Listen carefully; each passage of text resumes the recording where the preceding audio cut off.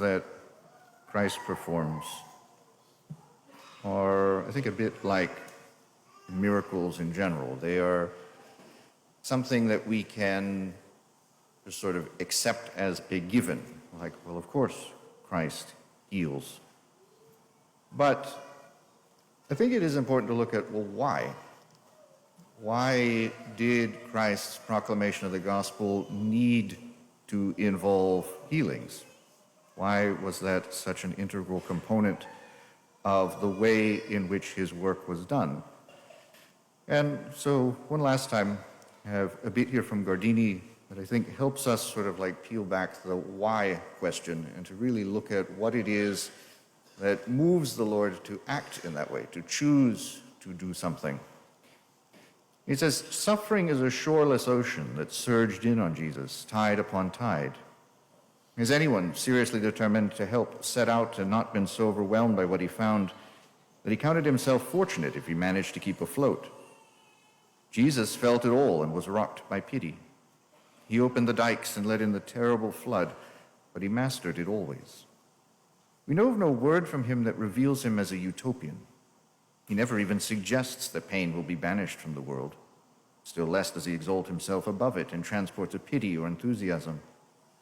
With customary realism, he looks it straight in the eye. He never loses courage, never grows tired or disappointed. The sympathetic, all-comprehending heart of Jesus Christ is stronger than pain. Sometimes, roughly sketched in the Gospels, we find the figures of individuals picked from the crowds of the healed. What are these healings to Christ? Modernity, with its vital social and caritative sense, has tried to define the Lord as the great philanthropist, the friend of mankind who saw and helped its sufferings wherever possible. But modernity is oversimplifying. Love, yes, and deepest sympathy, his heart overflows with them. Even the Gospels, usually so reticent about feeling, frequently refer to these. And when he landed, Jesus saw a large crowd and had compassion on them, because they were like sheep without a shepherd. Yet Jesus is not merely a great figure of charity with a boundless heart and tremendous capacity for service. He makes no attempt to track human suffering to the root in order to eradicate it. He is no social reformer, fighting for a more just distribution of material wealth.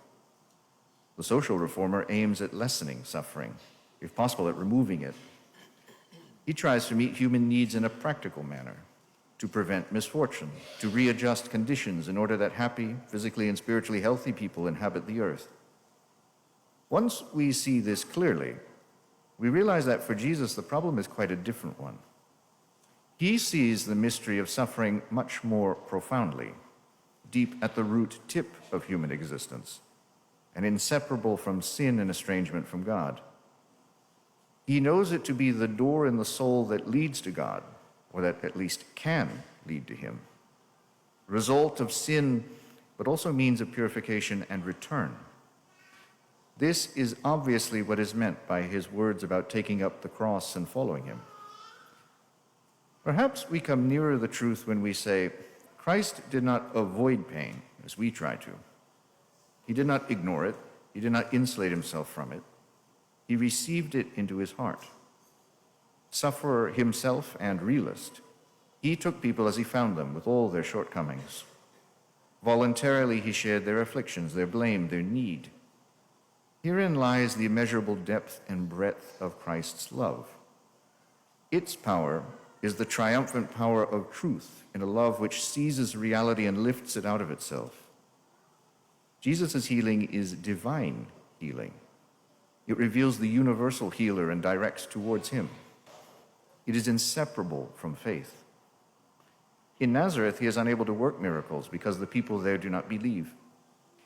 To force the supernatural upon them would be to destroy its intrinsic sense, the faith from which it springs. The disciples are unable to cure the sick boy because they are faint-hearted, and the strength which should operate from the Holy Spirit is thus fettered. When the paralytic is first brought to Jesus, his physical disorder is apparently ignored. Before all else, Jesus sees the sufferer's faith. Responding to this faith, the Lord forgives his sins. Then, almost as a finishing touch, he cures him. To the father of the sick boy who begs Jesus, "But if you can do anything, have compassion on us and help us," Jesus replies, "If you can believe, all things are possible to him who believes." And thus the miracle is performed.